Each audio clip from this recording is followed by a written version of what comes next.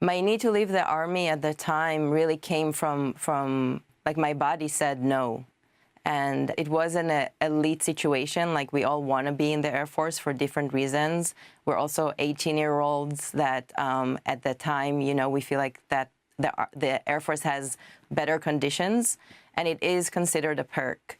Leaving the army was, at that time, felt an impossible decision, and also there was no other decision in my body, so I had to follow that. You know, I was raised extremely Israeli, which also meant that I wasn't raised very Jewish, which is also a very common thing.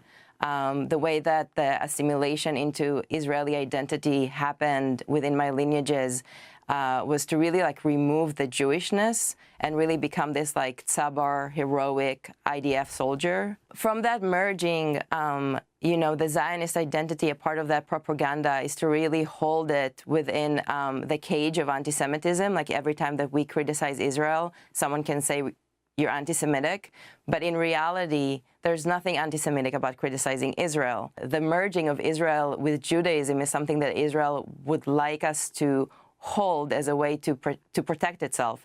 But in reality, anti-Semitism is a very specific thing. We are not causing it, and we will not undo it. And the only thing we can do is to continue to resist it.